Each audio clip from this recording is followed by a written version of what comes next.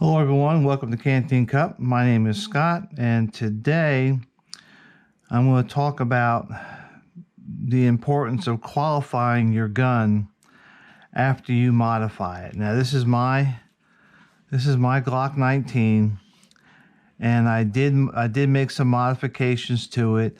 I changed some of the springs inside. I did add a butt plug here so that debris can't go up into the action. I did some, if you notice, if you look at my grips, I have taken the Dremel tool to some of the finger notches. I don't like these, so I took them down, and now it's more comfortable for me to grip. And then I added an extended slide release. Now after I did all this, I took the pistol to the range and I fired probably 100 to 150 rounds through it, and what I discovered was that my slide kept locking open. And it took me a while to figure it out. At first I thought it was the springs, because the firing pin spring that I put inside here is a little bit heavier, and that's supposed to increase the reliability. And so at first I thought it was that. But then what I really discovered, and I'll show you, is that when I grip the pistol, you see how close my hand is to the slide release? What has happened when I was in recoil, my hand or my thumb was causing the slide release to lock the slide open. And I mean, to return it to battery, I just had to hit the slide release, but it shouldn't be doing that. And so what I'm fixing to do is I've got a new slide release. If you can see here, the two of them, this one, the little nub is further forward and should be in that little gap where my thumb is over here. And so hopefully that'll take care of the problem. But whenever you modify one of your pistols, especially if it's a primary defense pistol, you need to take it to the range, and people recommend putting up to 300 rounds through it before you put it back to service. I typically put 100 to 150 and before I put it back into service. So that being said, I did that and I found a problem, not a big problem, actually kind of a big problem, but an easy fix. And so what I'm going to do this morning is I'm going to put this slide release, and it's made by Ghost. Let me see if I can get it up close to here. Yeah. There it is.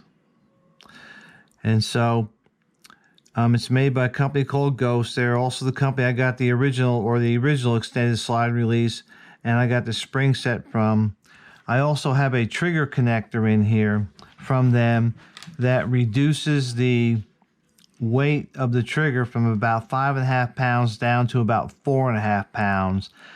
It makes it, the reset is quicker, and it's a much more crisp trigger.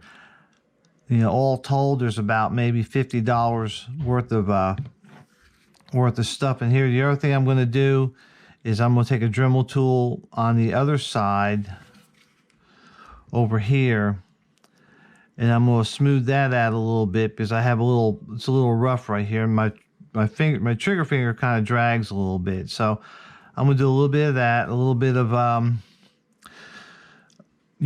little bit of work on this, and then today I'm going to take it to the range. And so whenever you modify your gun, make sure it works. Whenever you change the sights, whenever you change the springs, whenever you change the trigger connector, it doesn't matter. Take it to the range and shoot it before you bet your life on it. So I'm going to go ahead and sign off for now. I'm going to go ahead and do the modifications. There's plenty of YouTube videos out there about how to do this, so I don't want to be redundant. And I'll report back after I go to the range, which will be sometimes today. So everybody, we'll see you in a little bit. All right, everybody, I'm back, and just got done shooting and put 100 rounds through this at a fairly rapid pace. If you look up here, you can see where we had some of the blowback, a little dirty. I'm going to clean it this afternoon. However, it's about done. It worked 100%, not a hiccup one. So my fix was indeed what it was, and that was when I was shooting, probably my thumb or my hand, my forward hand, was locking this slide up. So the new slide release is working well, and no complaints there. Again, when you buy a new gun, when you modify a gun, when you change something, replace a part, you should always, what I call, qualify the gun. And what I mean by that is, if it's a new gun or you've done a lot of work to it, you should probably put 200 to 300 rounds through it.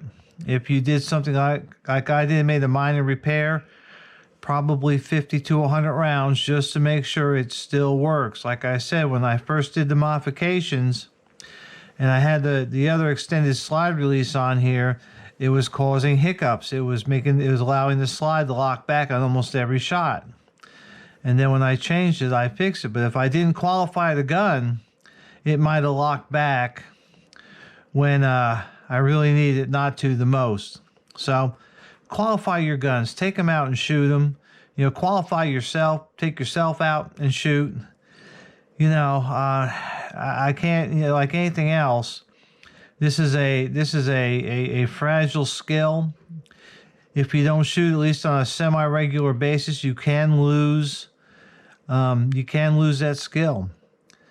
And so even with your guns, now what I'm going to do now today with this gun, since I've now qualified it for use, at least for my use, is later on today I'm going to take it apart and clean it, and then I'm going to put it back in service, and then probably take one of my other guns out of service. I do have some SIGs that I like a whole lot.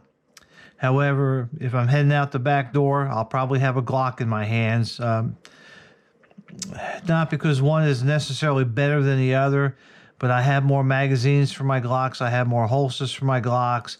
Everybody else has more magazines for their Glocks, and they have more Glocks out there. So being able to fix a pistol in the field is every bit as important as being able to shoot it. So while I do like my SIGs, I do shoot them probably maybe a little bit better. When the tough gets going, so to speak, I'm going for my Glock. So that's all I got. I just wanted to check back in with you that I did take the gun out. I did shoot it. Again, I put 100 rounds through it. Was I shooting for accuracy this time? No, I was just making sure that the gun was functioning. So I was doing a lot of rapid fire stuff. I was doing a lot of different things just to make sure that this gun would not hiccup. And right now, it's running like a champ. I think it's running even better than I had it before I did the mods to it. So again, let me go over the mods real quick. I put a spring kit inside. I replaced the trigger connector, which is between here and here, a little metal bar. I replaced the slide stop with an extended slide stop. And I added a butt plug here.